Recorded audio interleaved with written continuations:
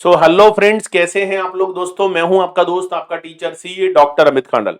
और दोस्तों मैं आप लोगों को बता दूं, मैंने लास्ट क्लास में आप लोगों को एचआरए के बारे में बताया था।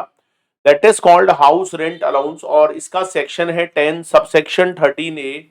दोस्तों एचआरए क्यों दिया जाता है? एचआरए इसलिए दिया जाता है कि एक एम्प्लॉय जो रेंट पर हाउस ले सके, तो एम्प्लॉयर उसको एक फिक्स सम ऑफ मनी देता है, जिसको हम लोग एचआरए बोलते हैं। और ये जो एचआरए होता है ना दोस्तों, it is given by the employer to the employee. ये अलाउंस एम्प्लॉयर देगा, किसको देगा? एम्प्लॉय को देगा। That is called fix sum of money. ठीक है। अच्छा दोस्तों, एचआरए सभी एम्प्लॉयज को दिया जाएगा। एम्प्लॉयर ऐसा नहीं है जिसके पास हाउस नहीं है उसको तो देगा, और जिसके पास अपना खुद का हाउस है उसको नहीं देगा। तो वो अगर दे रहा है तो सबको देता है। अच्छा दोस्तों, एचआरए का जितना भी अमाउंट आपको क्वेश्चन में दिया गया है, तो मैं आपको एचआरए नहीं पढ़ा रहा था, मैं आपको एचआरए में मिलने वाली एग्जम्पशन पढ़ा रहा था। दोस्तों एचआरए का जो एग्जम्पशन मिलता है, that is given under section 10 sub section 13A। HRA में जो आपको एग्जम्पशन मिलेगी ना दोस्तों, वो आपको सेक्शन 10 और सब सेक्शन 13A में मिलेगी। राइट। एग्जम्पशन कैसे निकालते हैं ये भी मैंने आप लोगों को बताया था, कि जितना एचआरए मिला है, जितना एचआरए मिला है भाई, एक बार उसको नोट कर लो। ठीक है। दूसरा पॉइंट होता है rent paid minus 10% of salary. जितना आपने रेंट पे किया है, जिस पीरियड में आपने रेंट पे किया है, माइनस करो 10% ऑफ सैलरी। इसका मतलब ये होता है दोस्तों, कि अगर हम रेंट पे नहीं करते हैं तो हमको एचआरए का एग्जम्पशन नहीं मिलने वाला। और थर्ड पॉइंट होता है 40% और 50% ऑफ सैलरी। या तो सैलरी का 40% ले लो, या फिर आप सैलरी का 50% ले लो। अगर आप दिल्ली, मुंबई, कोलकाता, चेन्नई में हाउस रेंट पर लेकर बैठे हो, तो आपको सैलरी का 50% लेना है, अदरवाइज आपको सैलरी का 40% लेना है। अच्छा, इन तीनों में से जो भी कम होगा ना भाई, उतने अमाउंट का आपको एग्जम्पशन मिल जाएगा। राइट। चलो। अच्छा, एक बात हमेशा ध्यान रखना, मैंने इसके दो क्वेश्चंस भी करवाए थे लास्ट क्लास में। पहला क्वेश्चन मैंने करवाया था जहां पर नॉर्मली आपको एचआरए का एग्जम्पशन निकालना होता है, और पूरे 12 मंथ्स का आप एक साथ कैलकुलेट कर लेते हो। लेकिन माय डियर फ्रेंड्स, जब जब इंफॉर्मेशन के अंदर चेंज होता है, आपका एचआरए चेंज हो जाता है, आपका रेंट चेंज हो जाता है, आपका सैलरी चेंज हो जाता है, आपके हाउस का लोकेशन बदल जाता है। So in that case my dear friend, आपको एग्जम्पशन डिफरेंट डिफरेंट पार्ट्स में निकालनी होती है। ये जो एग्जम्पशन आप कैलकुलेट करते हो, ये आपको डिफरेंट डिफरेंट पार्ट्स में निकालनी पड़ती है। और इसके लिए आपको, जैसे मान लो सैलरी बदल गया, मैंने इसका पूरा एग्जांपल और एक बड़ा प्रैक्टिकल क्वेश्चन क्लास में डिस्कस किया था।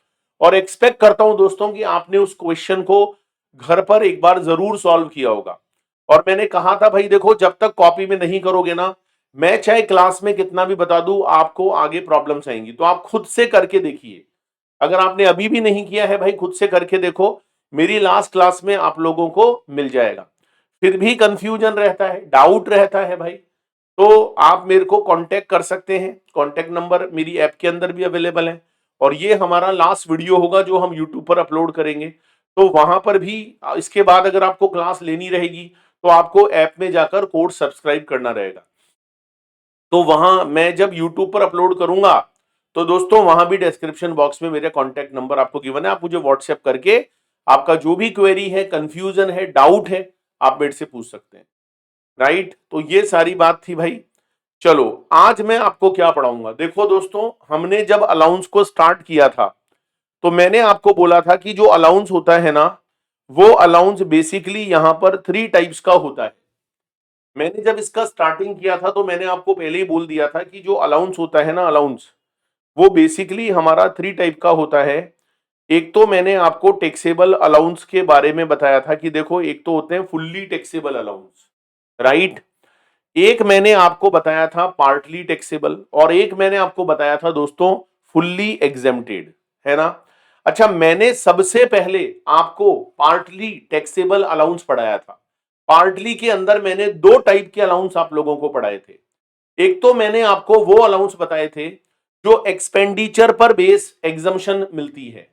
देखो, हम अलाउंस नहीं पढ़ रहे दोस्तों, हम अलाउंस पर मिलने वाली एग्जम्पशन को पढ़ रहे हैं।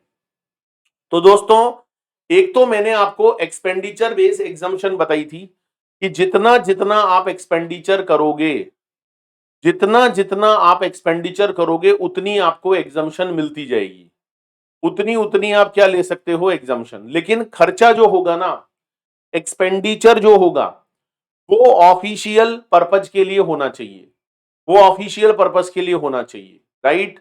दूसरा था लिमिट बेस। अच्छा, जो लिमिट बेस अलाउंस होते हैं उनमें जो एग्जम्पशन मिलती है ना, वो एग्जम्पशन लिमिट प्रेस्क्राइब्ड है दोस्तों। आप एक्सपेंडिचर करो ना करो डजेंट मैटर, ठीक है, तो लिमिट आपको याद रखनी पड़ती है। इसके बाद मैंने एचआरए पढ़ाया था, राइट। एचआरए भी देखा जाए तो उसमें एक लिमिट है, आपको रेंट भी पे करना पड़ता है। तो दोस्तों, ये हमारे जो पार्टली टैक्सेबल वाले अलाउंस है, पार्टली, ये तो मैंने आपको करा दिए। लेकिन दोस्तों, एक तो हमारा बच जाता है फुल्ली टैक्सेबल अलाउंस, और एक हमारा बच जाता है फुल्ली एग्जेम्प्ट अलाउंस।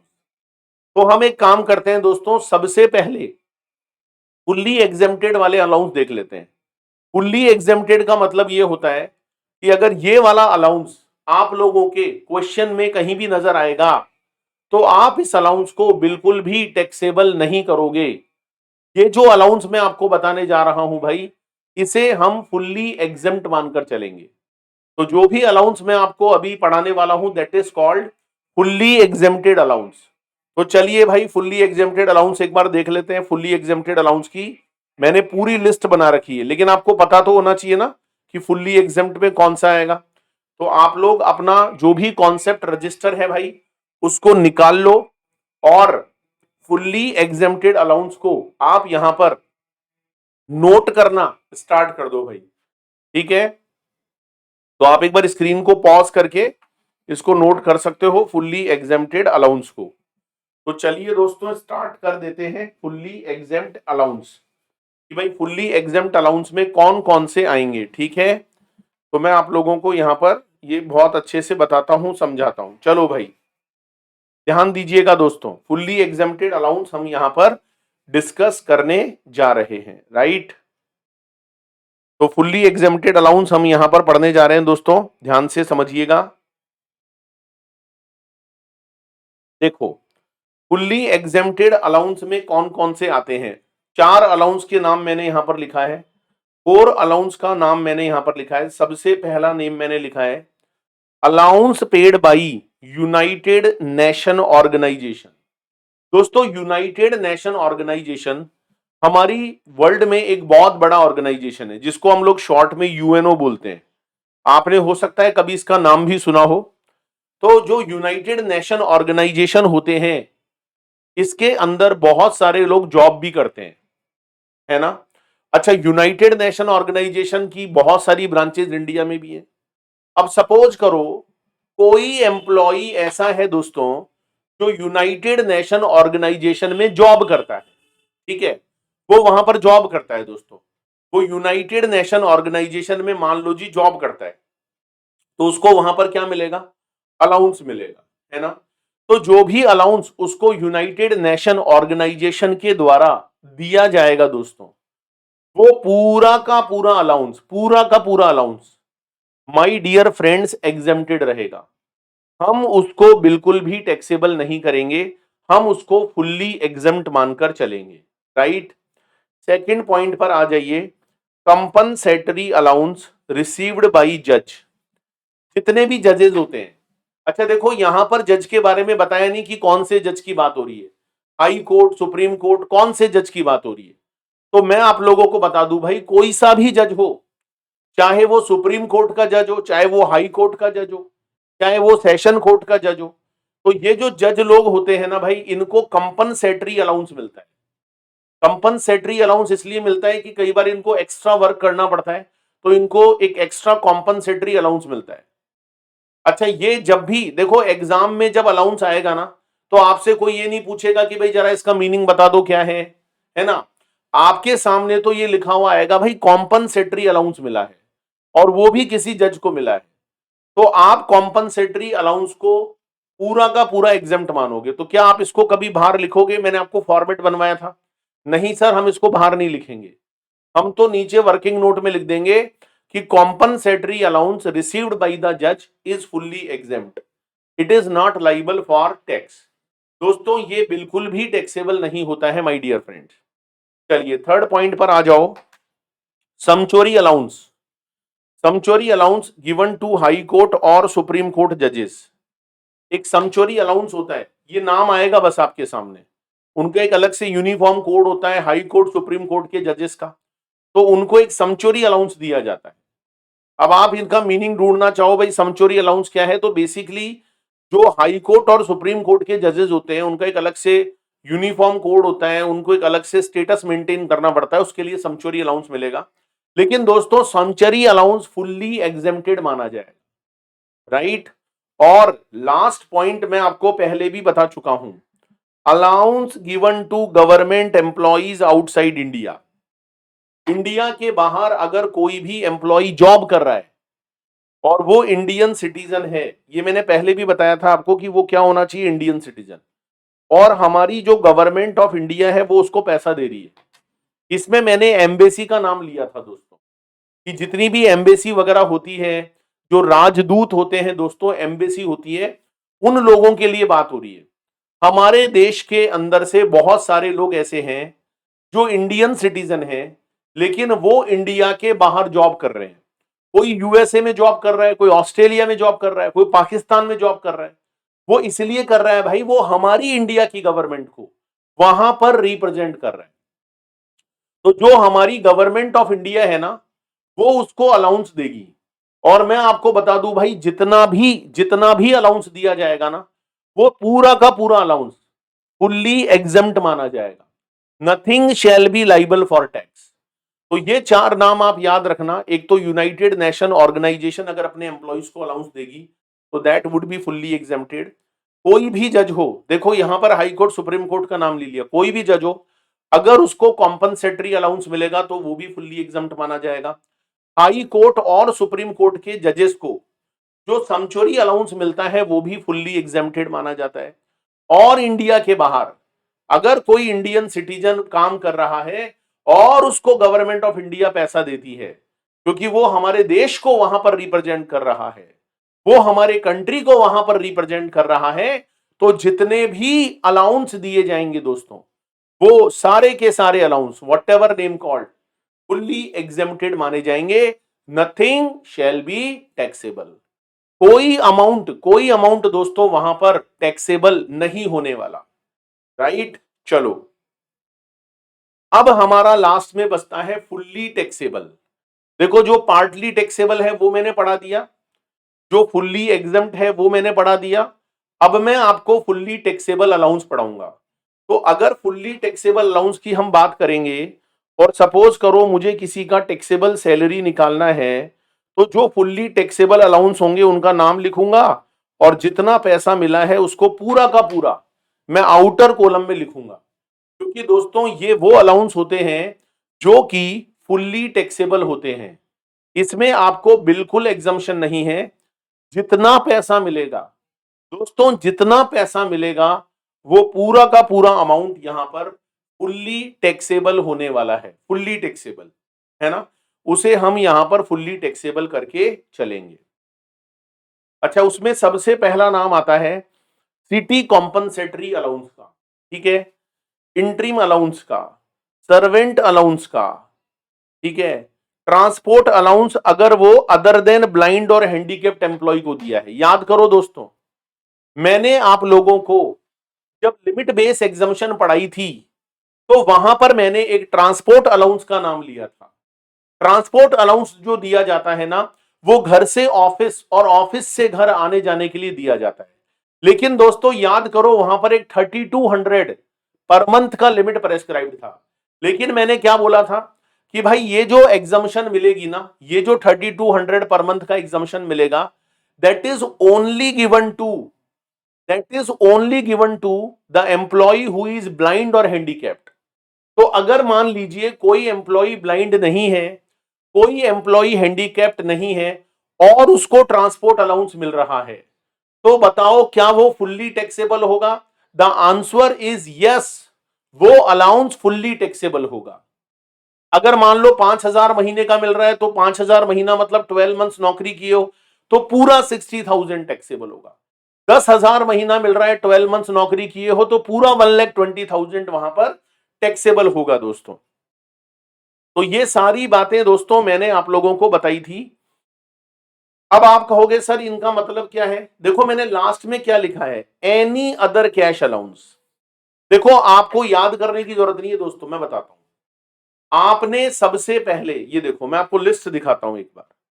आपने सबसे पहले वो अलाउंस पढ़े जो कि पार्टली टैक्सेबल होते हैं। क्या होते हैं भाई? Partly taxable. अब पार्टली टैक्सेबल में क्या होता है, पहले आपको एग्जम्पशन माइनस करनी पड़ती है। जब आप एग्जम्पशन माइनस करते हो तो जो बैलेंस अमाउंट होता है वो हमारा टैक्सेबल हो जाता है। अच्छा, पार्टली टैक्सेबल में जो एग्जम्पशन है वो दो तरह से मिलती है। एक एक्सपेंडिचर पर बेस होती है, एक्सपेंडिचर पर बेस, और एक होती है भाई साहब जो लिमिट पर बेस होती है ना। फिर आपने फुल्ली एग्जेम्प्ट वाले पढ़ लिए जिसमें यूनाइटेड नेशन ऑर्गेनाइजेशन का नाम आ गया, जिसमें जजेस को कंपनसेटरी अलाउंस मिलता है वो आ गया, हाई कोर्ट सुप्रीम कोर्ट जजेस को सैंक्चुअरी अलाउंस आ गया, इंडिया के बाहर काम करने वालों को इंडिया की सरकार अलाउंस देगी वो आ गया। ठीक है, तो आप तो केवल ये फर्स्ट वाला पार्टली टैक्सेबल और ये सेकंड वाला फुल्ली एग्जेम्प्ट, ये आप लोग याद कर लो। इसके बाद मजे की बात बताता हूं, जितने भी अलाउंस बच जाते हैं दोस्तों, जितने भी अलाउंस बच जाते हैं वो सारे के सारे अलाउंस यहां पर फुल्ली टैक्सेबल होंगे, फुल्ली टैक्सेबल। आपको उनका नाम याद नहीं करना। आपके एग्जाम में क्वेश्चन में कोई भी ऐसा अलाउंस अगर आपको नजर आता है which is not covered in partly taxable, which is not covered in fully exempt, तो आप समझ जाना दोस्तों कि हम उस अलाउंस को हम उस अलाउंस को फुल्ली क्या करेंगे भाई? टैक्सेबल करेंगे। वो जो अलाउंस होगा ना वो पूरा का पूरा टैक्सेबल होगा। No exemption will be given. वो अलाउंस पूरा का पूरा क्या होने वाला है? टैक्सेबल होने वाला है। ठीक है, अच्छा इसमें हजारों अलाउंस हो सकते हैं, मैंने तो फिर भी दो चार नाम लिख दिए। ये देखो, मैंने सिटी कॉम्पनसेटरी अलाउंस लिखा जो सिटी में आपकी महंगाई होती है, इंट्रीम अलाउंस लिखा, सर्वेंट अलाउंस लिखा, ट्रांसपोर्ट अलाउंस जो अदर देन हैंडीकैप्ड एम्प्लॉय को दिया जाता है तो वो भी फुल्ली में आएगा। और कोई भी जैसे डियरनेस अलाउंस का नाम आ जाए, बताओ डियरनेस अलाउंस पहले वाली दो लिस्ट में आया था क्या? नहीं आया। मान लो जी दिवाली अलाउंस आ जाए, मान लो जी होली का अलाउंस आ जाए, रक्षाबंधन का अलाउंस आ जाए, कुछ भी आ जाए, एंटरटेनमेंट अलाउंस भी अगर आएगा भाई तो वो भी एक बार तो फुल्ली टैक्सेबल है।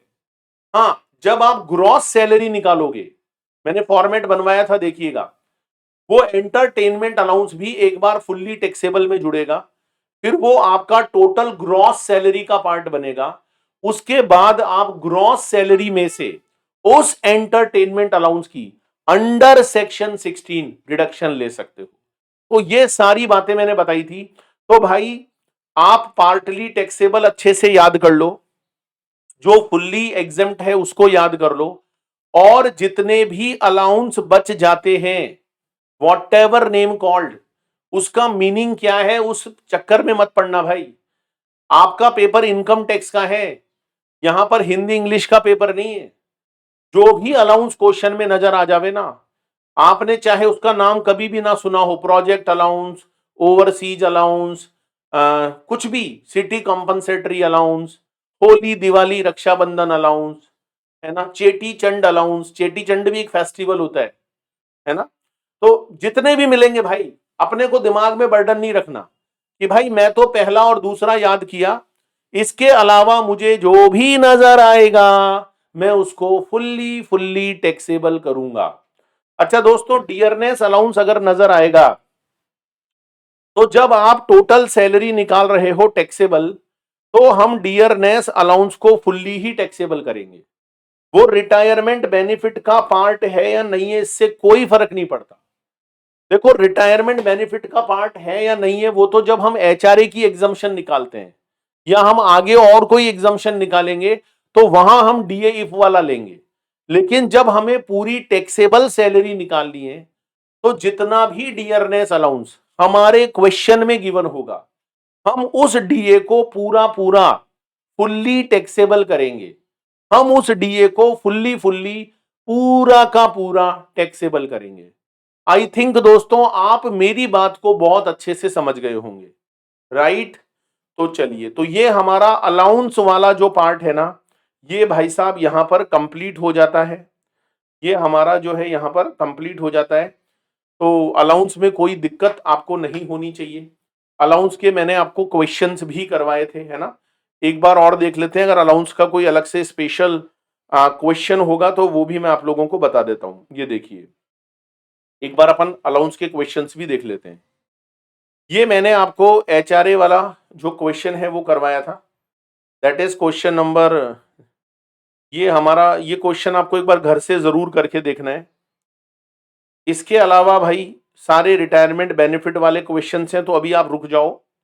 अब आज हम जो नया टॉपिक यहां पर पढ़ने वाले हैं उसका नाम है रिटायरमेंट बेनिफिट्स।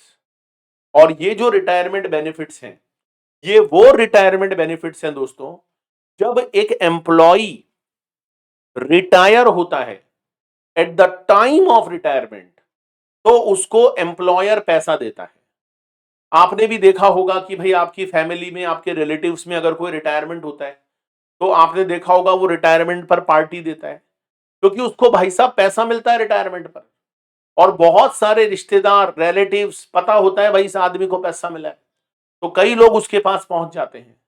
इसलिए एम्प्लॉयर एम्प्लॉय को रिटायरमेंट बेनिफिट देगा, माला पहनाएगा, चेक देगा कि देखो भाई ये तुम्हारे जीवन भर की कमाई है, इसे और किसी को नहीं देना, ये तुम्हारे आगे जब तुम बूढ़े हो जाओगे तुम्हारे काम आएगी। तो भाई साहब रिटायरमेंट बेनिफिट्स एक एम्प्लॉयर अपने एम्प्लॉय को देता है। इसमें पेंशन का नाम आता है, इसमें ग्रेचुटी का नाम आता है, इसमें लीव सैलरी का नाम आता है, बहुत सारे बेनिफिट्स होते हैं। और मैं बता दूं भाई, ये जितने भी रिटायरमेंट बेनिफिट्स हैं that is also part of your taxable salary. इन्हें भी हम टैक्सेबल सैलरी का पार्ट मानेंगे। ये जितने भी बेनिफिट एक एम्प्लॉयर अपने एम्प्लॉय को दे रहा है, this is also part of retirement benefits. चलो, सबसे पहले हम लोग यहां पर देखते हैं एन्यूटी और पेंशन के बारे में। तो दिल थाम कर बैठिएगा दोस्तों, और रिटायरमेंट बेनिफिट्स में जो सबसे पहला पार्ट है दैट इज कॉल्ड एन्यूटी और पेंशन। स्टार्ट करते हैं।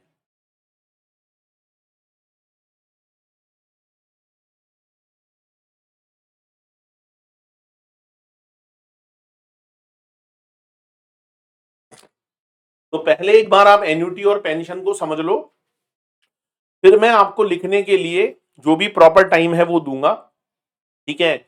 इसका मैं आपको प्रैक्टिकल क्वेश्चन भी कराऊंगा। तो सबसे पहला जो रिटायरमेंट बेनिफिट हम यहां पर पढ़ने जा रहे हैं उसका नाम है दोस्तों एन्यूटी और पेंशन। देखो, जब भी कोई एम्प्लॉय रिटायर होता है तो उसको एक पेंशन का अमाउंट मिलता है। जहां जहां पर भी पेंशन रूल होते हैं वहां वहां एम्प्लॉय को रिटायरमेंट पर पेंशन मिलती है। पेंशन बोले तो नो टेंशन, भाई पेंशन मिलेगी तो काहे की टेंशन। अच्छा, इसको एन्यूटी भी बोलते हैं दोस्तों। तो आप लोग चाहे इसको एन्यूटी बोलो, चाहे आप इसको पेंशन बोलो, डजंट मैटर, कोई फर्क नहीं पड़ता दोस्तों। अब जब ये पेंशन मिलती है ना दोस्तों, बहुत ध्यान से समझिएगा, एग्जाम में क्वेश्चन आ जाते हैं यहां से। तो ये पेंशन दो तरह की होती है, एक तो होती है कम्यूटेड और एक होती है दोस्तों अनकम्यूटेड। एक बार आप ध्यान से समझ लो, फिर मैं आपको प्रॉपर टाइम दे दूंगा। एक तो होती है कम्यूटेड और एक होती है दोस्तों अनकम्यूटेड। दो तरह का पेंशन होता है। कम्यूटेड पेंशन वो होता है, कम्यूटेड पेंशन वो होता है जब हम रिटायरमेंट पर एम्प्लॉय को एक साथ चेक दे देते हैं, है ना? और अनकम्यूटेड वो होता है भाई जो मंथली होता है। आप चाहो तो ये बात यहां पर लिख भी लेना कि ये जो कम्यूटेड पेंशन होता है ये तो लमसम होता है, लमसम। आप इसको लमसम भी बोल सकते हो और आप इसको फिक्स सम ऑफ मनी भी बोल सकते हो, फिक्स सम। एक साथ आपको पैसा मिल जाएगा कि भाई ये लो 2 लाख 5 लाख 10 लाख ले लो और अपनी लाइफ में कभी भी शक्ल मत दिखाना, ये पैसे लो और यहां से चलते बनो। दूसरी और मिलती है दोस्तों अनकम्यूटेड पेंशन। अनकम्यूटेड का मतलब होता है दोस्तों मंथली, हर महीने पैसा मिलेगा।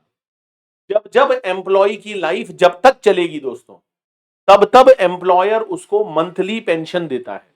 और बहुत सारे एम्प्लॉय तो ऐसे होते हैं भाई, जितना उन्होंने नौकरी नहीं किया, जितना उन्होंने नौकरी नहीं किया, जॉब नहीं किया, उससे ज्यादा तो वो जी जाते हैं। मतलब 60 साल की उम्र में आदमी रिटायरमेंट हुआ, पता चला 100 110 साल जी लिया। बताओ कितने महीने तक पेंशन लेता रहा। तो अनकम्यूटेड जो पेंशन होती है ना भाई, वो मंथली बेसिस पर मिलती है। जितने दिन आपकी सांसें चलेंगी, उतने दिन तक एम्प्लॉयर आपको मंथली पेंशन देगा। राइट। तो आपके सामने जब जब पेंशन का क्वेश्चन आएगा, आपके सामने जब जब पेंशन का क्वेश्चन आएगा, तो दो तरह की पेंशन आपको क्वेश्चन में मिलेगी। एक तो होती है कम्यूटेड और एक होती है दोस्तों अनकम्यूटेड।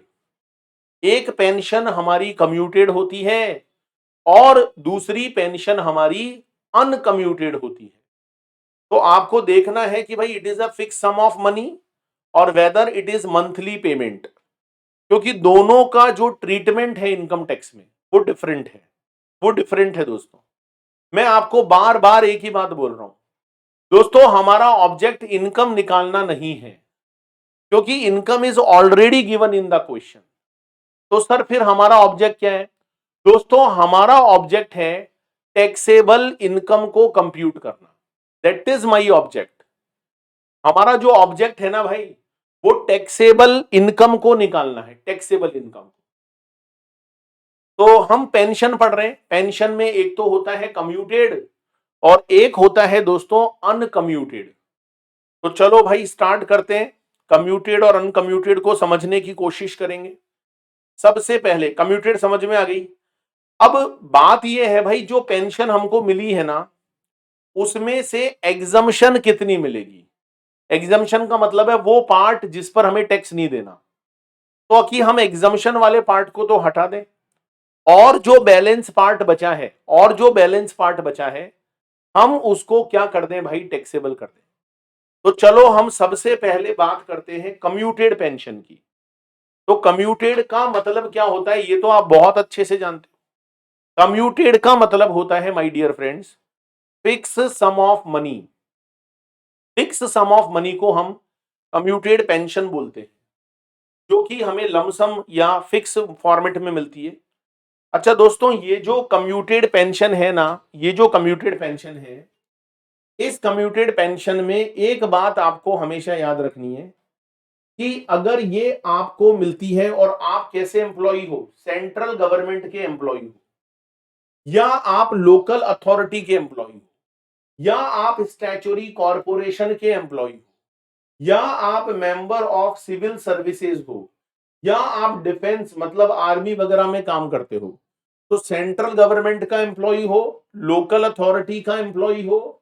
लोकल अथॉरिटी में आपके जैसे नगर निगम है, पंचायत है, these are called local authority. Statutory corporation है, मेंबर ऑफ सिविल सर्विसेज है। स्टैच्यूटरी कॉरपोरेशन होते हैं जो कि गवर्नमेंट जो है बाई लॉ या बाई एक्ट जिन्हें बनाती है, हिंदी में बोलते हैं इनको वैधानिक निगम। हिंदी में बहुत अजीब नाम है, वैधानिक निगम।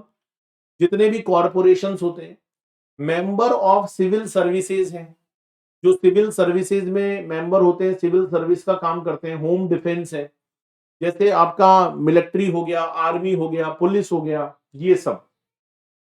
तो भाई साहब इन लोगों को अगर कम्यूटेड पेंशन मिलेगी, कम्यूटेड पेंशन, तो वो कम्यूटेड पेंशन फुल्ली एग्जम्प्ट मानी जाएगी। Oh my God, nothing shall be taxable. जितना भी पैसा मिलेगा ना, जितना भी, वो पैसा फुल्ली फुल्ली एग्जम्प्ट माना जाए। सपोज करो दोस्तों, आपको यहां पर 10,000 रुपया महीना मिला है। 10,000 महीना नहीं, सॉरी, ये तो कम्यूटेड है ना। सपोज करो आपको रिटायरमेंट पर 5 लाख रुपया का कम्यूटेड पेंशन मिला है, तो आप 5 लाख को एक बार लिखोगे तो सही, लेकिन ये 5 लाख रुपया आप पूरा का पूरा माइनस कर दोगे और बाहर लिखोगे nothing shall be taxable, because commuted pension जो होती है ना वो पूरी की पूरी एग्जम्प्ट होती है।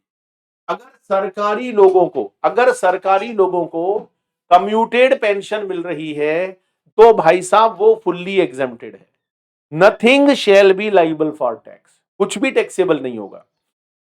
अच्छा सर, ये तो बहुत अच्छी बात है, इसीलिए तो भाई साहब लोग सरकारी नौकरी चाहते हैं कि भाई अगर सरकारी नौकरी लग जावे तो मजा आ जावे, जितना भी पैसा मिलेगा कम्यूटेड पेंशन के नाम से, जितना भी पैसा मिलेगा that would be fully exempted, nothing shall be taxable, कुछ भी टैक्सेबल नहीं होगा भाई।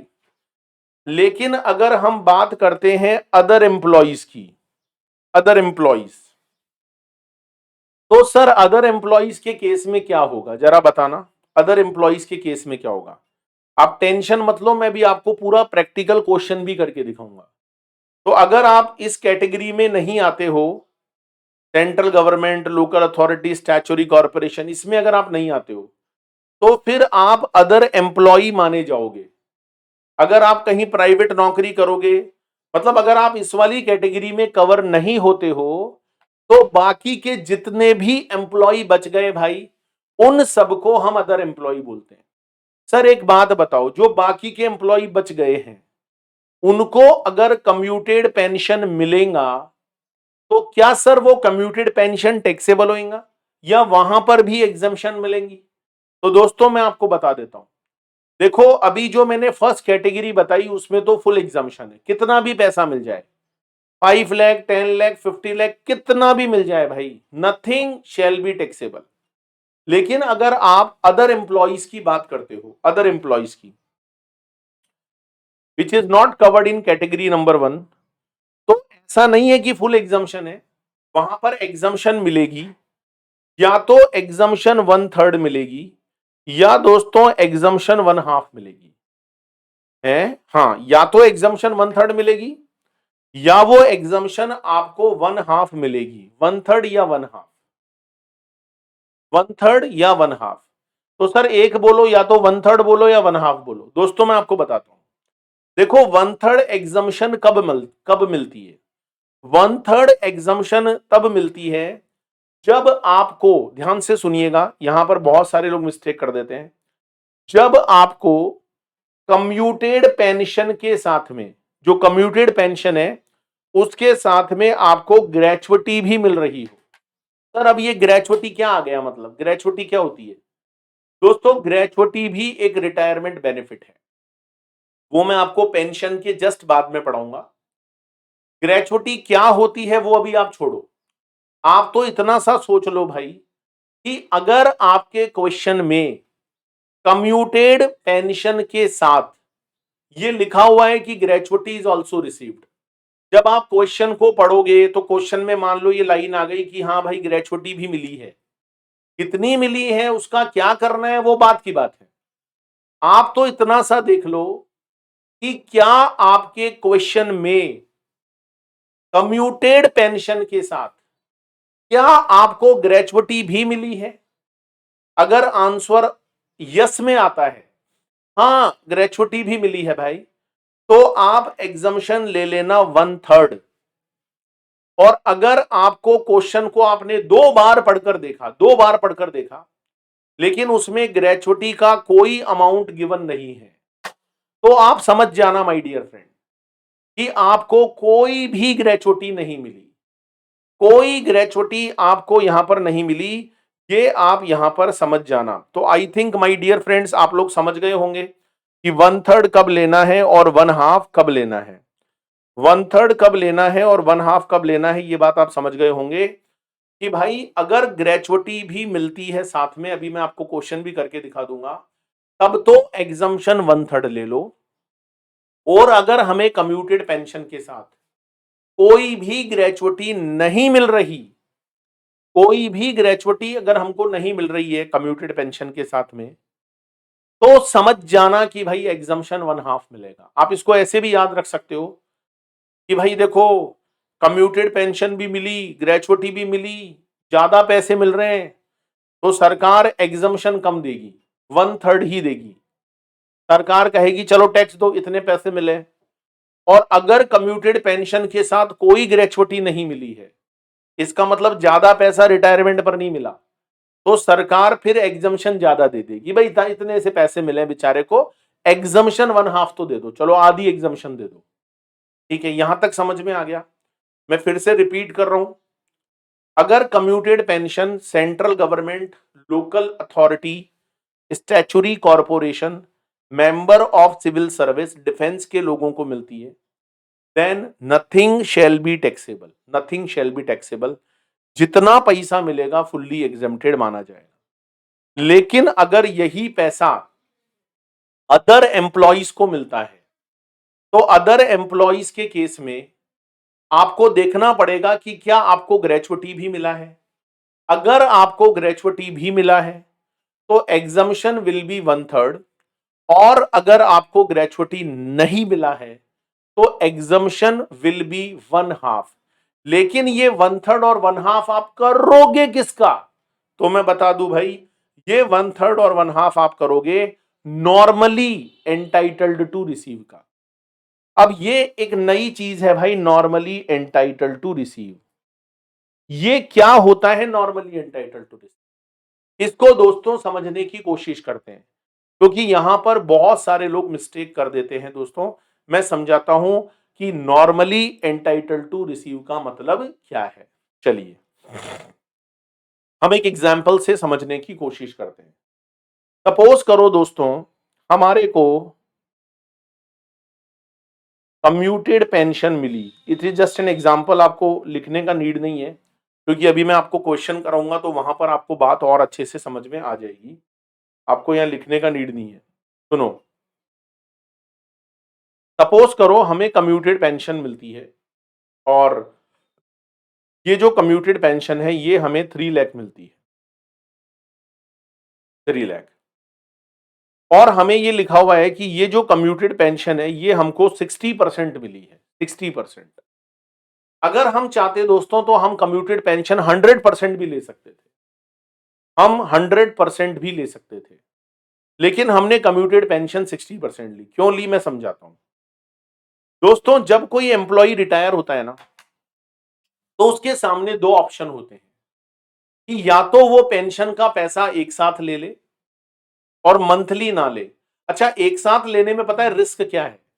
मान लो आपने पैसा एक साथ ले लिया, आपने सारा पैसा एज ए कम्यूटेड पेंशन ले लिया, और सपोज करो भाई आगे चलकर आपकी लाइफ लंबी चल गई, मतलब आपकी एज ज्यादा हो गई, तो आपको नुकसान है। आपको बेनिफिट किसमें था कि आप हर महीना पैसा लेते, हर महीना पैसा लेते तो आपको लंबे टाइम तक पैसा मिलता और ज्यादा पैसा मिलता। तो बहुत सारे लोग ये चाहते हैं कि नहीं भाई मैं कम्यूटेड पेंशन नहीं लूंगा। लेकिन दोस्तों जब आप अनकम्यूटेड पेंशन लेते हो, अनकम्यूटेड का मतलब होता है मंथली, जब तक आपकी लाइफ चलेगी, जब तक आपकी सांसें चलेंगी, तब तक आपका एम्प्लॉयर आपको हर महीने, एवरी मंथ क्या देगा भाई? पेंशन देगा, अनकम्यूटेड पेंशन देगा। लेकिन दोस्तों इसमें भी एक बहुत बड़ा रिस्क है, इसमें भी एक बहुत बड़ा रिस्क है। सपोज करो आपने अनकम्यूटेड पेंशन का जो ऑप्शन है उसको अडॉप्ट किया, आपने अनकम्यूटेड पेंशन का जो ऑप्शन होता है भाई उसको आपने अडॉप्ट कर लिया। लेकिन दोस्तों मुझे एक बात बताओ, किसी एम्प्लॉय की लाइफ बहुत कम चली, सपोज करो वो 1 साल 2 साल बाद ही प्राण पखेरु उड़ गए, उसके जीवन लीला समाप्त हो गई, है ना, अब वो दुनिया, इस दुनिया में वो इंसान रहा ही नहीं, तो उसको नुकसान है, उसको नुकसान है भाई। उसको सारा पैसा एक साथ ले लेना चाहिए था। तो अब ये तो किसको पता है कि किसकी लाइफ कितनी चलने वाली है? ये तो ऊपर वाला ही जानता है। तो यहां पर एम्प्लॉय जो लोग होते हैं वो क्या करते हैं दोस्तों, वो ये कहते हैं अपने एम्प्लॉयर से, हे मालिक, हे एम्प्लॉयर, आप हमें कुछ पैसा तो कम्यूटेड फॉर्मेट में दे दो ताकि हमको अच्छा लगे, हमको फीलिंग आवे कि हाँ वाह वाह हम रिटायर हो गए भाई, हमको फीलिंग आवे। तो कुछ पैसा तो हमें कम्यूटेड फॉर्मेट में दे दो, कुछ पैसा तो हमें कम्यूटेड फॉर्मेट में दे दो, और कुछ पैसा हमारा मंथली चलने दो। जैसे सपोज करो मुझे मंथली 10,000 रुपया महीना मिलता पेंशन। अब अगर मान लो मैंने 5 लाख रुपए कम्यूटेड करा लिए, तो क्या अभी भी मुझे 10,000 महीने के मिलेंगे? नहीं, अब मुझे कम मिलेंगे। तो हर एम्प्लॉय ये सोचता है कि भाई बीच का रास्ता जो है वो बेस्ट है, कि थोड़ा पैसा तो एक साथ ले लो, बाकी मंथली भी चलने दो। क्योंकि आजकल भाई बच्चों का भी पता नहीं है, पता नहीं बच्चे बड़े होकर माँ बाप का ध्यान रखें ना रखें, ऐसा भी होता है। तो आपको समझ में आया होगा कि लोग कम्यूटेड पेंशन 100% क्यों नहीं लेते। अब जैसे इस एम्प्लॉय को 3 लाख रुपए मिला है और 60% कम्यूटेड मिला है, ऐसा क्वेश्चन में लिखा हुआ है, मैं एग्जाम्पल ले रहा हूं। अब आपको पता करना है कि भाई ये पेंशन कितना टैक्सेबल है, तो आप इसमें से क्या लेस करोगे मुझे बताओ? एग्जम्पशन लेस करोगे। अच्छा, आपके क्वेश्चन में लिखा हुआ है कि ये जो एम्प्लॉय है ये सेंट्रल गवर्नमेंट में नौकरी करता है, या ये जो है लोकल अथॉरिटी में काम करता है, या ये स्टैचुरी कॉर्पोरेशन का एम्प्लॉय है। तो मुझे एक बात बताओ भाई, आप यहां पर एग्जम्पशन जो लोगे, आप यहां पर एग्जम्पशन जो लोगे, वो एग्जम्पशन कितनी लोगे आप? फुल लेंगे, 1/3 और 1/2 मत सोचना भाई, 1/3 और 1/2 मत सोचना। अगर आप गवर्नमेंट एम्प्लॉय हो तो एग्जम्पशन आपको पूरा पूरा मिलेगा। इसका मतलब nothing shall be taxable. Wow, मजे हो गए भाई, जितना पैसा मिला पूरा का पूरा एग्जम्प्ट हो गया, नथिंग शैल बी टैक्सेबल। लेकिन दोस्तों मैं आपसे यह पूछना चाहता हूं, सपोज करो आप तो XYZ लिमिटेड में नौकरी करते हो, तो भाई ये तो उस लिस्ट में नहीं आता है, तो अब आपको एग्जम्पशन मिलेगा या नहीं मिलेगा? मिलेगा। कितना मिलेगा? या तो एग्जम्पशन, सुनो मेरी बात, या तो आपको एग्जम्पशन 1/2 मिलेगा, या आपको एग्जम्पशन 1/3 मिलेगा। आइदर 1/3 और 1/2, या तो 1/2 मिलेगा या 1/3 मिलेगा। सर अब हमको पता कैसे चलेगा कि हमको 1/3 लेना है या 1/2 लेना है? मैं बताता हूं दोस्तों, आपको क्वेश्चन में देखना पड़ेगा कि whether you are receiving gratuity और नॉट। चलो एक बार मान लेते हैं कि आपके क्वेश्चन में ग्रेचुटी भी आपको मिली है, ऐसा लिखा हुआ है आपके क्वेश्चन में, you are receiving gratuity also, कि भाई क्वेश्चन में लिख दिया कि भाई इस बंदे को इतना अमाउंट ग्रेचुटी का मिला है। ग्रेचुटी का ट्रीटमेंट हम बाद में देखेंगे, लेकिन आपको ये तो पता चल गया ना कि you are receiving gratuity also. तो बताओ दोस्तों, जब ग्रेचुटी मिलती है तो मुझे जल्दी से बताओ एग्जम्पशन हम यहां पर कितना लेते हैं? सर हम यहां एग्जम्पशन 1/3 लेते हैं। लेकिन दोस्तों मैं आपको एक बात बताना चाहूंगा, यहां पर बहुत सारे लोग एक बहुत बड़ी मिस्टेक कर देते हैं। अगर आपने ये 1/3 इस 3 लाख का कर दिया तो आपका रॉन्ग हो जाएगा। आप जल्दीबाजी में क्या करते हो कि जो कम्यूटेड पेंशन मिला है उसी का 1/3 कर देते हो, दैट इज टोटली रॉन्ग। मैंने क्या बोला था कि आपको 1/3 और 1/2 किसका करना है? Normally entitled to receive. दोस्तों नॉर्मली एंटाइटल्ड टू रिसीव का मतलब होता है कि अगर आप कम्यूटेड पेंशन 100% लेते, 100%, तो आपको कितनी मिलती? आपने 100% लिया नहीं, आपने तो 60% ही लिया है। लेकिन अगर आप लेना चाहते 100% तो ले सकते थे ना? हाँ सर बिल्कुल ले सकते थे। तो नॉर्मली एंटाइटल्ड का मतलब होता है कि अगर 3 लाख आपका 60% के लिए है तो ये 100% के लिए कितना होता? वेरी सिंपल है। तो 1/3 इंटू 5 लाख, जो नॉर्मली एंटाइटल टू रिसीव है ना भाई, नॉर्मली एंटाइटल टू रिसीव, उसका हम 1/3 करेंगे, तो 3 लाख डिवाइडेड बाई 60 इंटू 100, ये आएगा हमारा 5 लाख। तो हम 5 लाख का 1/3 करेंगे। अच्छा बताओ भाई 5 लाख का 1/3 कितना होता है? 166667, ये एग्जम्पशन हम माइनस कर देंगे और हमारा टैक्सेबल पार्ट आ जाएगा 1,33,333। बोलो भाई, बात समझ में आई या नहीं आई? तो मिस्टेक क्या होती है कि भाई आपको ऐसा लगता है कि कम्यूटेड पेंशन 3 लाख मिला है, तो एग्जम्पशन तो 3 लाख में से मिलेगी, लेकिन जब हम 1/3 करते हैं तो हम जल्दी से उसको 3 लाख का 1/3 करते हैं। It is totally wrong. अरे 3 लाख रुपया तो 60% के लिए है।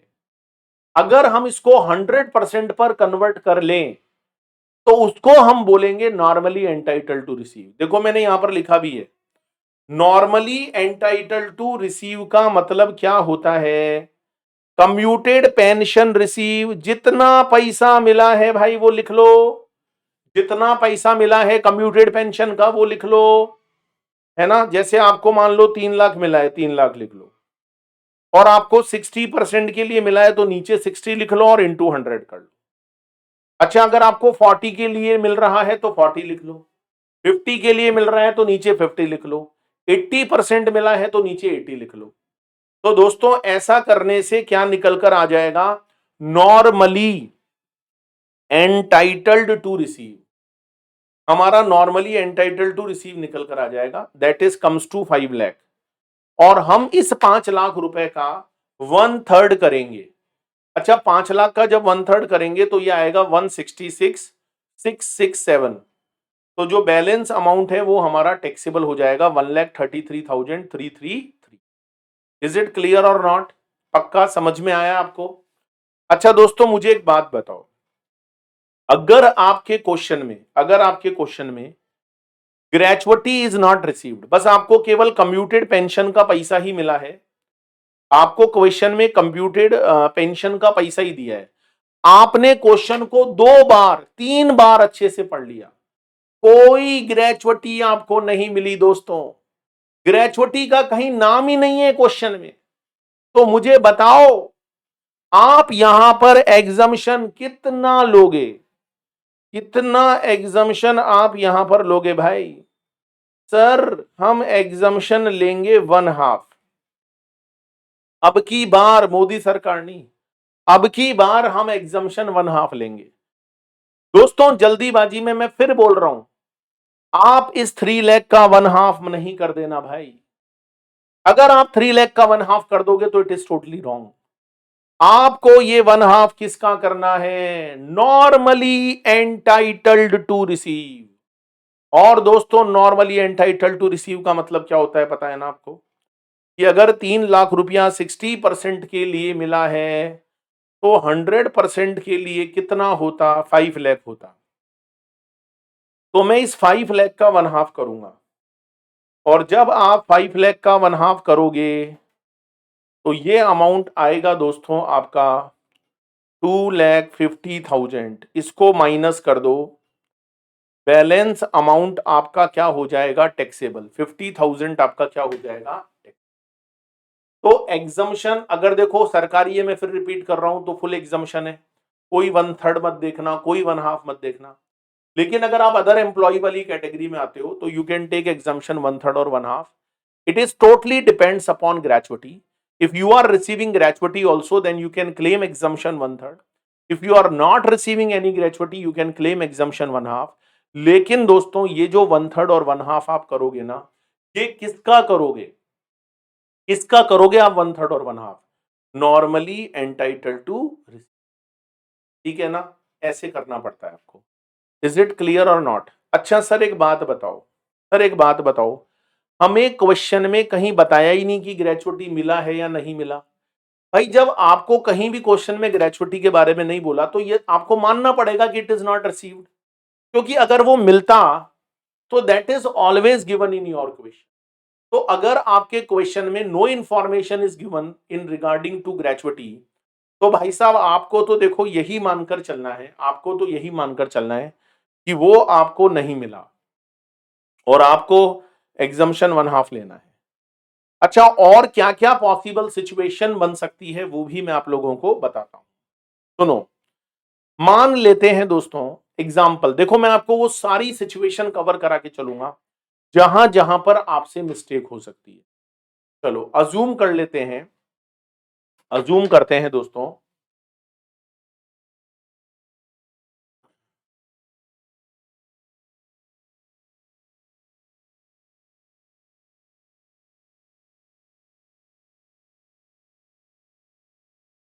अज्यूम करते हैं कि ये जो 3 लाख आपको मिला है ना, ये आपको 20% के लिए मिला है। मतलब आप कम्यूटेड पेंशन 20% ही चाहते हो, 80% आप कैसे चाहते हो, अनकम्यूटेड, मतलब मंथली चाहते हो। मंथली का ट्रीटमेंट क्या होगा अभी मैं बताऊंगा, डोंट वरी। आपने 20% पेंशन को कम्यूट करा लिया, ऐसा क्वेश्चन में लिखा हुआ है। तो चलो 1/3 1/2 जो भी है वॉट एवर, वो तो हमें मिल जाएगा, कोई दिक्कत वाली बात नहीं है। अब देखो यहां प्रॉब्लम क्या आएगी, आप जो 1/3 या 1/2 करोगे वो आप किसका करोगे, 3 लाख का तो नहीं करोगे। अच्छा 3 लाख अगर आपको 20% के लिए मिला है, तो 3 लाख अगर 20% के लिए मिला है, तो 100% के लिए क्या मिला होगा, 15 लाख। तो आप यहां पर 15 लाख का 1/2 करोगे। अच्छा जैसे ही आप 15 लाख का 1/2 करोगे, इट कम्स टू 7,50,000। दोस्तों ये हमारा 7,50,000 रुपए निकल कर आ जाएगा। ये हमारा 7,50,000 निकल कर आ जाएगा। तो इसका मतलब हमको कम्यूटेड पेंशन तो 3 लाख मिला है और हमारी एग्जम्पशन आ रही है 750। तो बताओ क्या हमें एग्जम्पशन 750 मिल सकती है। दोस्तों ये चैप्टर जब स्टार्ट हुआ था मैंने आपको एक बात बोली थी कि एग्जम्पशन जो मिलती है ना, एग्जम्पशन वो कभी भी इनकम से ज्यादा नहीं मिलती। मेरी इनकम 3 लाख है तो क्या मुझे एग्जम्पशन 750 मिल जाएगी, नहीं मिलेगी। इसका मतलब nothing shall be taxable, nothing shall be taxable. यहां पर दोस्तों कुछ भी टैक्सेबल नहीं होने वाला, नथिंग शैल बी टैक्सेबल। यहां पर दोस्तों कुछ भी टैक्सेबल नहीं होने वाला। तो अगर हमारा कम्यूटेड पेंशन 3 लाख है और हमारे को एग्जम्पशन 750 लेनी है, तो क्या हम 750 ले पाएंगे क्या, आप मुझे इस बात के बारे में बताओ। नहीं ले पाएंगे भाई, नहीं ले पाएंगे। हमको एग्जम्पशन 3 लाख ही मिलेगी। अरे 750 कैसे ले लोगे, क्या आपकी टैक्सेबल इनकम माइनस में आएगी, नो। इसका मतलब आपको बाहर नील लिखना पड़ेगा, नील। समझ में आया। सर एक बात और बताओ, सपोज करो हमारे क्वेश्चन में ये लिखा हुआ है, हमारे क्वेश्चन में ये लिखा हुआ है कि हमें जो 3 लाख रुपया मिला है ये 100% के लिए मिला है।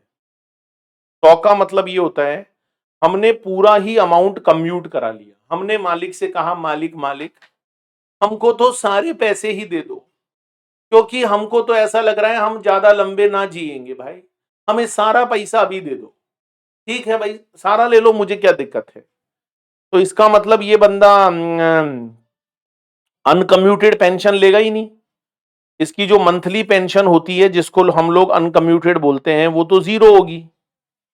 इसने सारा पैसा ले लिया, कम्यूटेड 3 लाख। चलो अब इसमें से मैं एग्जम्पशन लेस करूंगा। देखो अगर सरकारी है, गवर्नमेंट एम्प्लॉई है, जब तो फुल एग्जम्पशन मिलती है, आपको भी पता है पूरा पूरा एग्जम्पशन मिलता है, जब तो पूरा पूरा ही मिलता है ना। जब तो आपको एग्जम्पशन हमेशा पूरा पूरा ही मिलता है। अब ये सरकारी एम्प्लॉई नहीं है, सपोज करो ये तो प्राइवेट है। अब आप एग्जम्पशन या तो 1/3 लोगे या 1/2 लोगे, what ever the case. It may be 1/3 और it may be 1/2।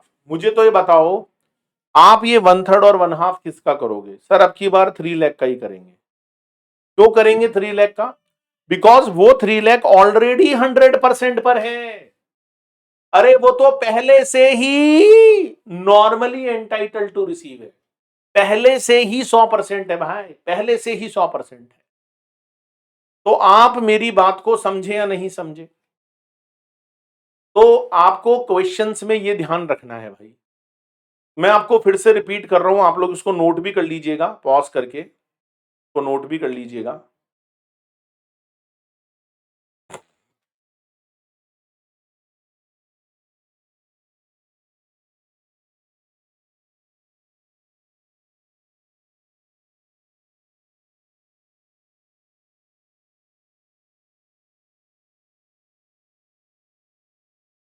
Commuted pension जब भी मिलती है, कम्यूटेड मतलब लमसम और फिक्स सम, अगर वो सेंट्रल गवर्नमेंट लोकल अथॉरिटी के एम्प्लॉय को मिलेगी तो फुल्ली एग्जम्प्ट मानी जाएगी। अदर एम्प्लॉय में आपको देखना पड़ेगा कि whether you are receiving gratuity और नॉट। अगर आपको ग्रेचुइटी भी मिलता है तो एग्जम्पशन 1/3 रहेगा, और अगर आपको ग्रेचुइटी नहीं मिलता है तो यही एग्जम्पशन आपका 1/2 रहने वाला, राइट। चलो अब हम बात करते हैं अनकम्यूटेड पेंशन की। दोस्तों अब हम बात करते हैं अनकम्यूटेड पेंशन की। अब मैं आप लोगों को यहां पर अनकम्यूटेड पेंशन के बारे में बताऊंगा। देखो अनकम्यूटेड का मतलब होता है दोस्तों, अनकम्यूटेड का मतलब होता है मंथली पेंशन। अनकम्यूटेड का मतलब क्या होता है? मंथली पेंशन होता है। अच्छा दोस्तों, ये जो अनकम्यूटेड पेंशन होती है ना, महीने वाली जो मिलेगी, ये हमेशा फुल्ली टैक्सेबल होती है इन ऑल सिचुएशंस।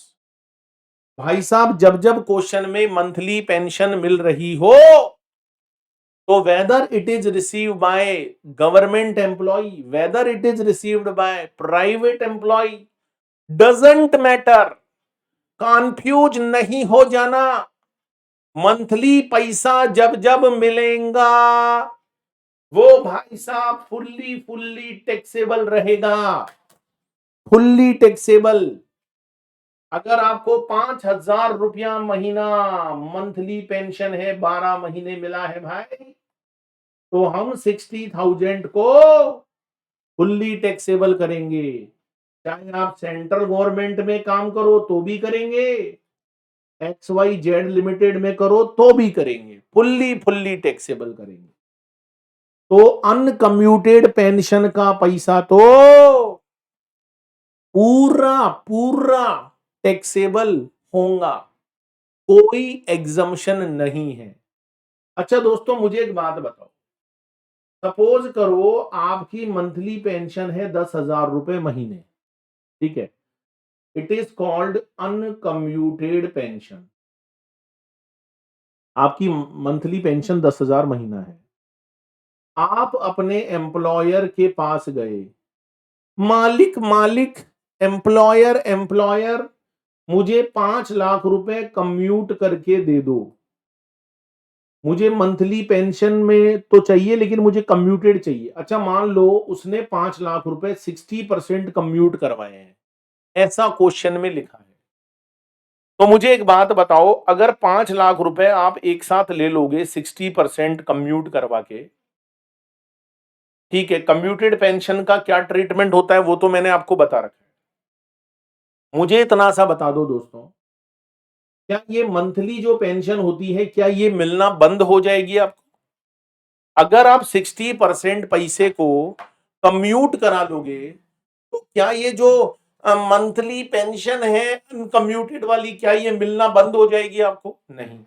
अरे आपने 60% ही तो कम्यूट करवाया है, 40% तो नहीं करवाया ना, तो 40% तो आपको अभी भी मंथली मिलना चाहिए।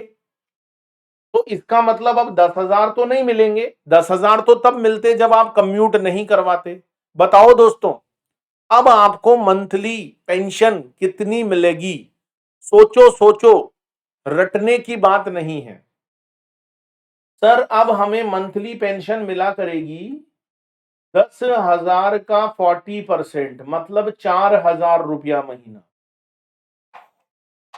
हाँ, अगर मैं कम्यूटेड पूरी करा लेता 100% की, मालिक मेरे को तो सारे पैसे दे दो, मुझे तो मंथली चाहिए ही नहीं, तो फिर मंथली नहीं मिलती।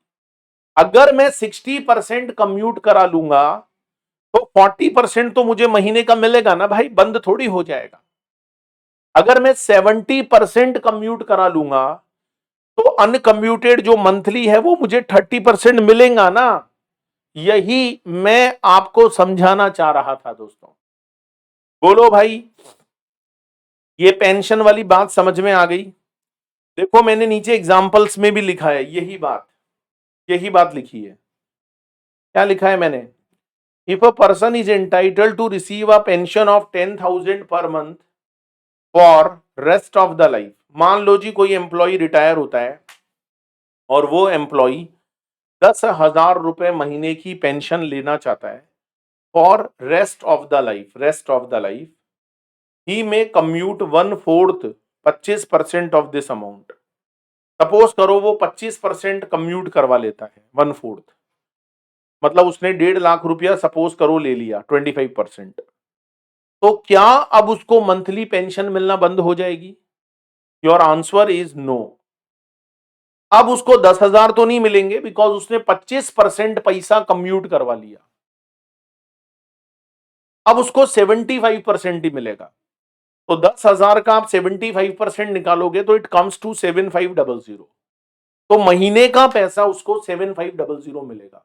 और मुझे बता दो दोस्तों, जल्दी से बता दो, इसको नोट भी कर लीजिएगा पॉज करके, मुझे इतना सा बता दो दोस्तों, इस 7500 पर मंथ का आप क्या करोगे? सर हम 7500 पर मंथ को फुल्ली टैक्सेबल करेंगे, वेदर गवर्नमेंट एम्प्लॉय और वेदर प्राइवेट एम्प्लॉय, हम इसको फुल्ली टैक्सेबल करने वाले हैं। This amount is fully taxable. Last में दोस्तों मैंने एक नोट लिखा है, ये नोट और पढ़ लो, फिर हम लोग पेंशन का एक प्रैक्टिकल क्वेश्चन यहां पर सॉल्व करेंगे।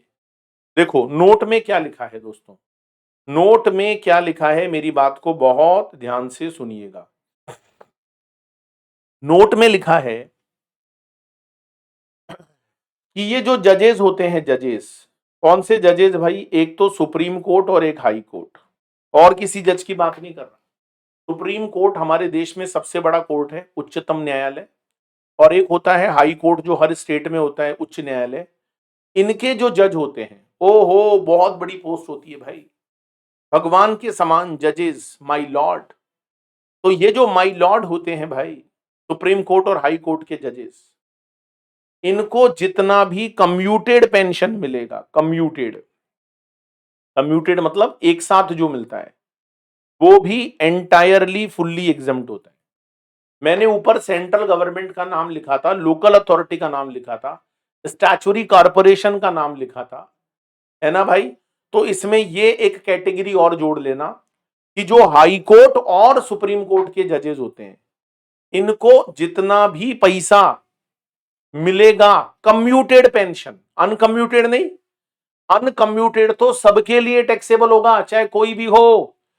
जब जब क्वेश्चन में अनकम्यूटेड पेंशन का नाम आ जाए, मंथली पेंशन नजर आ जाए भाई, तो कुछ मत सोचना, कोई भी एम्प्लॉय क्यों ना हो, जितना पैसा मिला है पूरा का पूरा टैक्सेबल होगा भाई, पूरा का पूरा टैक्सेबल होगा। राइट? Yes sir. दूसरी बात, commuted pension received by individual out of annuity plan of LIC of India will be exempted. दोस्तों ये जो पेंशन आप पढ़ रहे हो ना, कम्यूटेड पेंशन, कई लोग क्या करते हैं, इंश्योरेंस कंपनी से पेंशन प्लान लेते हैं, एन्यूटी प्लान बोलो, पेंशन प्लान बोलो, ये अलग चीज है भाई, इसका एम्प्लॉयर से कोई लेना देना नहीं है। अगर आप चाहो तो आप इंश्योरेंस कंपनी से भी पेंशन प्लान ले सकते हो, एन्यूटी प्लान, एन्यूटी प्लान बोलो, पेंशन प्लान बोलो। तो कोई भी इंडिविजुअल पर्सन, आप और हम जैसे लोग, चाहे हम सरकारी नौकरी करें, प्राइवेट करें, खुद का बिजनेस करें, हम इंश्योरेंस कंपनी जो है LIC ऑफ इंडिया, और प्राइवेट इंश्योरेंस कंपनी की बात नहीं कर रहा, life insurance corporation of India से अगर हमने कोई पेंशन प्लान लिया है और हमें वहां से एक साथ पैसा मिल जाता है, हमारी मान लो पॉलिसी मिच्योर हो गई, इसका एम्प्लॉयर से कोई लेना देना नहीं है। तो अगर हमारी पॉलिसी मिच्योर हो गई है और हमने LIC ऑफ इंडिया से एन्यूटी प्लान ले रखा था, तो जितना भी कम्यूटेड पेंशन का पैसा हमें मिलेगा ना, वो फुल्ली एग्जेम्प्टेड माना जाएगा, नथिंग शैल बी टैक्सेबल।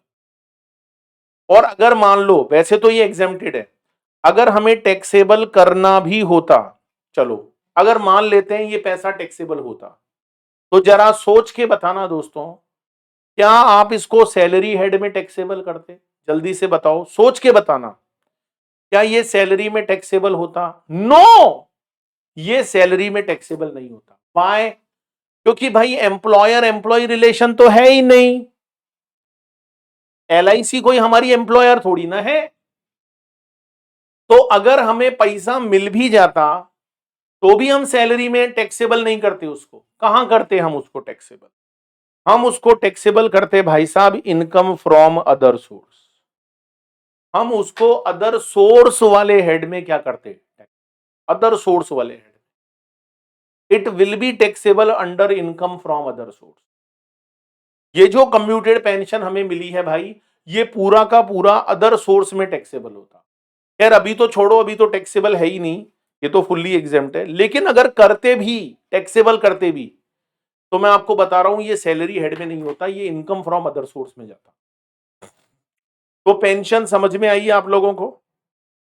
चलो अब मैं आप लोगों को पेंशन का एक प्रैक्टिकल क्वेश्चन करवाता हूं ताकि हमारा कॉन्सेप्ट और अच्छे से क्लियर हो जाए। सारे क्वेश्चन कराकर छोड़ूंगा, ध्यान रखना। एक एक चीज हम लोग यहां पर पढ़ेंगे।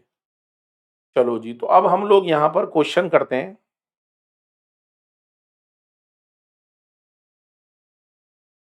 ये देखो,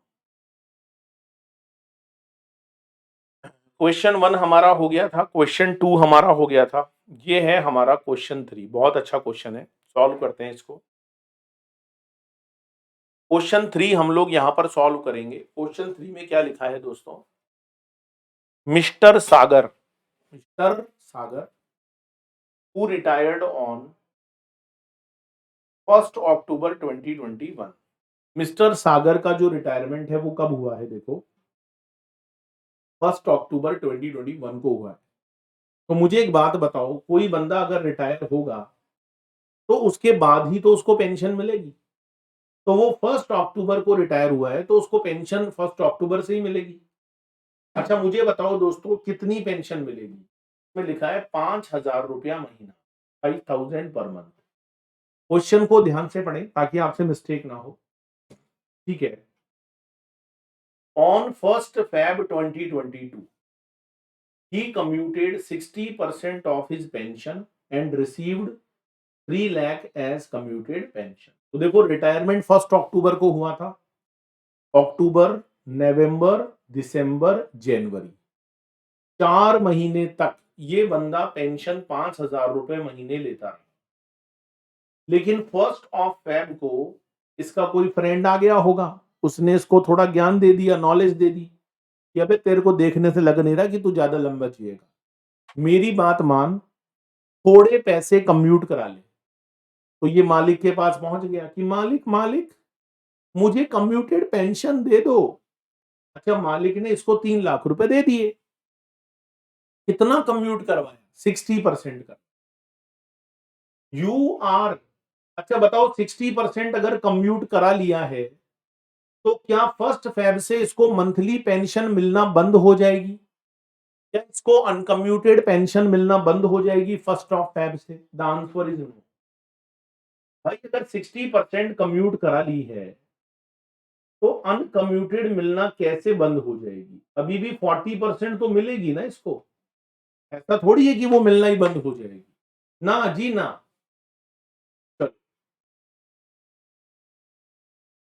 You are required to compute taxable pension assuming he is government employee। चलो एक बार तो गवर्नमेंट एम्प्लॉय मानकर हमें सॉल्व करना है, ठीक है। गवर्नमेंट एम्प्लॉय मानते हैं, अब अपन सॉल्व करेंगे, आंसर नहीं देखेंगे, हम खुद से सॉल्व करेंगे इसको। तो चलो भाई, कैलकुलेशन ऑफ टैक्सेबल पेंशन। अच्छा हमारा प्रीवियस ईयर मुझे 21-22 नजर आ रहा है क्योंकि हम जो भी पैसा कमा रहे हैं वो 21-22 में कमा। सबसे पहले हम लिखेंगे, सबसे पहले हम चलो कम्यूटेड लिख लेते हैं, दोनों ही लिखना है, कम्यूटेड पेंशन।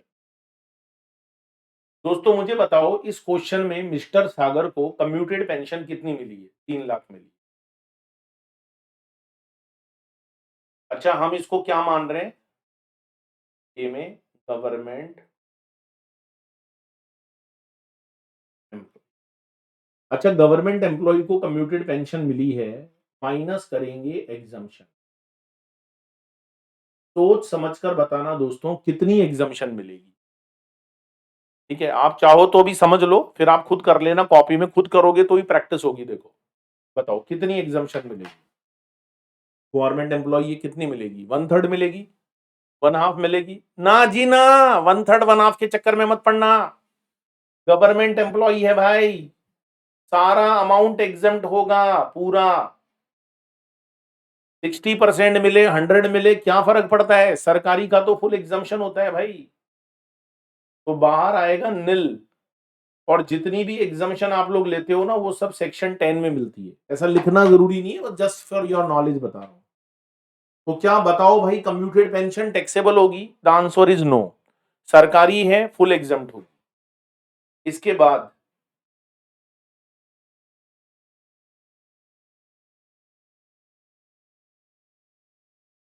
इसको अनकम्यूटेड पेंशन भी मिली है। अच्छा बताओ ये रिटायर कब हुआ है भाई? ये रिटायर कब हुआ है? 1 अक्टूबर 21 को रिटायर हुआ है। तो अक्टूबर, नवंबर, दिसंबर और जनवरी, बोलो इसको 4 महीने तक 5,000 महीने का मिला होगा ना, 4 मंथ्स। अच्छा 1 फरवरी से इसने क्या किया कि 60% पेंशन को कम्यूट करा लिया। जो 60% पेंशन है वो इसने क्या करवा ली? कम्यूटेड करवा ली। तो क्या इसको अब मंथली पैसा नहीं मिलेगा? 1 फरवरी से मिलेगा दोस्तों, क्योंकि 60% अगर कम्यूट करवाई है तो 40% तो अभी भी अनकम्यूटेड मिलना चाहिए ना, बंद थोड़ी हो जाएगा। तो चलो भाई, फरवरी और मार्च, मार्च में तो हमारा ईयर ही खत्म हो जाता है, ईयर ही खत्म हो जाता है। तो अब हमें 5,000 तो नहीं मिलेगा, हमें 5,000 का 40% मिलेगा और ये हमें 2 मंथ्स का निकालना है, यही होगा। अच्छा मुझे बताओ, गवर्नमेंट एम्प्लॉय है तो क्या अनकम्यूटेड पेंशन एग्जम्प्ट हो जाएगी? नहीं सर, अनकम्यूटेड पेंशन तो हर एम्प्लॉय के लिए क्या होती है? टैक्सेबल। तो 20,000 तो 5,000 इंटू 4 कर लो, 20,000 तो वो आ गया। और 5,000 का 40%, 2 और 2 4, 4,000 ये हो गया। तो इसका मतलब अनकम्यूटेड पेंशन आएगी हमारी 24,000। तो बताओ भाई कितना टैक्सेबल आएगा पेंशन? टोटल जो टैक्सेबल पेंशन है वो हमारा 24,000 आएगा। इज इट क्लियर और नॉट? हाँ सर बिल्कुल क्लियर। अच्छा दूसरा बात एक मेरे को बताओ, ये तो हो गया फर्स्ट पॉइंट, देख लो एक बार ये दिखा देता हूं ना। अगर गवर्नमेंट एम्प्लॉय है तो देखो अनकम्यूटेड पेंशन अक्टूबर से मार्च का निकालोगे, 5,000 इंटू 4 हो गया, 5,000 का 40% ये आ गया 24। कम्यूटेड पेंशन 3 लाख मिला है, एग्जाम्शन मिल गई 3 लाख, जरूरी नहीं है आप सेक्शन नंबर लिखो, डजेंट मैटर। ये आ गया नील, ये 24,000 आपकी टैक्सेबल पेंशन है। अब हम सेकंड देखते हैं। अगर मान लो he is a private sector employee, अगर वो प्राइवेट सेक्टर का एम्प्लॉय होता and receiving gratuity of 5 lakh at the time of retirement, अगर वो प्राइवेट सेक्टर एम्प्लॉय होता और उसको साथ में 5 लाख रुपए का ग्रेचुटी भी मिल रहा होता। अब इस 5 लाख का क्या करना है ये अभी हमने नहीं सीखा, ये बात की बात है।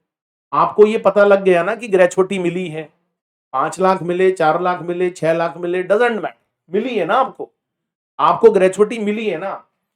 तो हम क्या करेंगे दोस्तों, अब की बार क्या करेंगे देखो,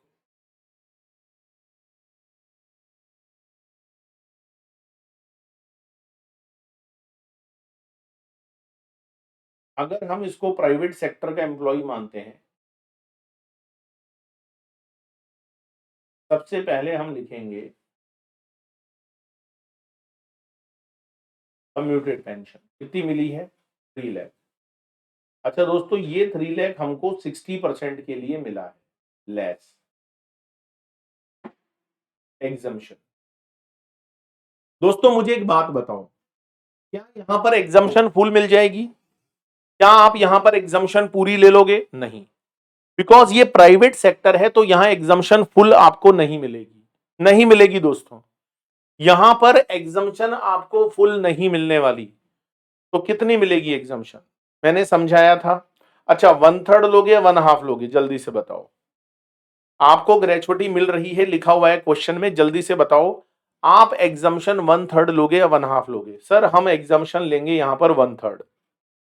दोस्तों क्या मैं ये 1/3 पूरा 3 लाख का कर दूं? 3 लाख का कर दूं 1/3? No, normally entitled to receive.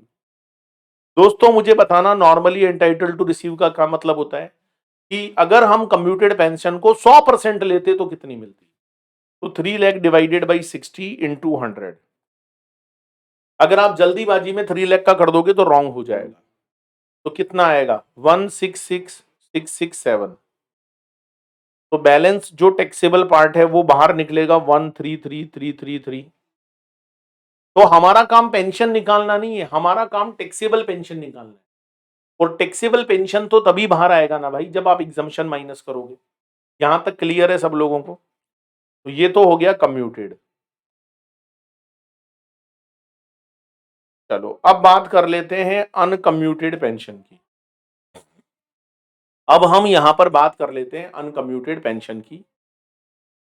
तो जरा मुझे बताओ अनकम्यूटेड पेंशन कितनी मिलेगी। देखो वही अक्टूबर से मिलेगी, अक्टूबर नवंबर दिसंबर और जनवरी, 4 महीने तो 5,000 मिला होगा। उसके बाद इसने फैब से 60% कम्यूट करा लिया। तो क्या मंथली पेंशन मिलना बंद हो जाएगा? नहीं, 40% तो मिलेगा ही। तो हम 5,000 का 40% करेंगे 2 महीने का, ये हमारा आएगा टोटल 24,000। तो बताओ भाई टैक्सेबल पेंशन क्या आएगी निकल के?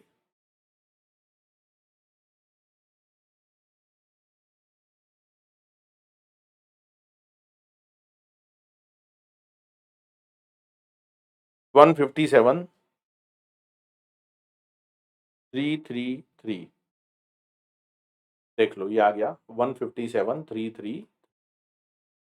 ये सॉल्यूशन आपको दिया हुआ है, ठीक है। तो आपको जरूरी नहीं है कि डेस्क्रिप्टिव क्वेश्चन ही करना है। अब जैसे आपके मान लो ऑब्जेक्टिव क्वेश्चन है तो वहां पर इंफॉर्मेशन आ जाएगी और आपको 4 आंसर दिए हुए होंगे। तो ये कैलकुलेशन जो आप फेयर में कर रहे हो ये आपको रफ में करके जो सही ऑप्शन है उस पर टिक लगाना है। लेकिन अगर डेस्क्रिप्टिव क्वेश्चन आएगा तो आपको पूरा डिटेल्ड आंसर लिखना पड़ेगा।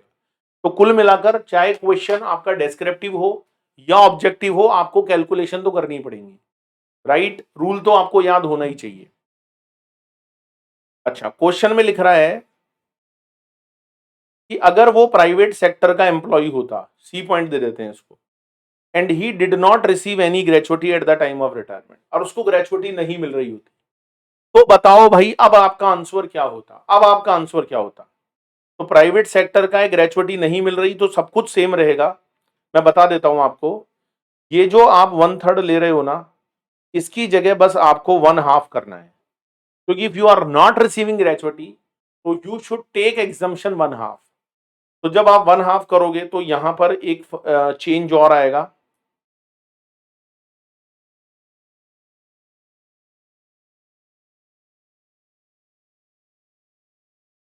टू 50 का आप एग्जम्पशन ले लोगे तो 50,000 टैक्सेबल हो जाएगा। तो 74,000 जो है ना, वो आपका टैक्सेबल पेंशन आएगा।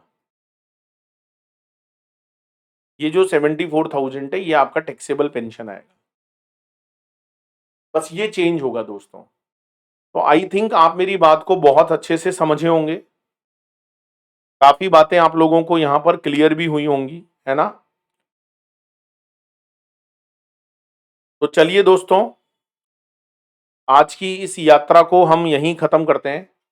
अच्छा, इसमें और भी कुछ क्वेश्चंस जो आप कर सकते हो। देखो क्वेश्चन नंबर 3 तो मैंने करा दिया, ये देख लो, ये आपका आ गया है। This is 74,000। अपना भी 74 ही आया था ना, 74। चलो, ये ग्रेचुटी का क्वेश्चन है। नेक्स्ट क्लास में मैं आपको ग्रेचुटी कवर करवाऊंगा। फिर हम लोग लीव सैलरी वगैरह पढ़ेंगे। ये सारे रिटायरमेंट बेनिफिट्स हैं दोस्तों, ये सारे रिटायरमेंट बेनिफिट्स हैं। चलो आज हम इसको यहीं तक करते हैं, आप लोग इतना पढ़कर आइएगा। बाकी बचा हुआ जो हमारा पार्ट है वो हम नेक्स्ट क्लास में कवर करेंगे।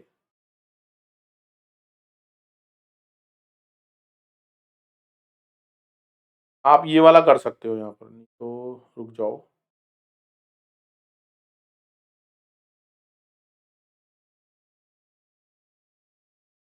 भी बाकी के सारे क्वेश्चन क्या है, आपको बाकी प्रोविजंस पढ़ना है, तो आप लोग इसी क्वेश्चन को एक बार घर पे प्रैक्टिस करिएगा। मैं सारे क्वेश्चन करवाने वाला हूँ क्लास में, डोंट वरी, बिल्कुल टेंशन नहीं लेने का भाई, सब कुछ मैं आप लोगों को करवाऊंगा।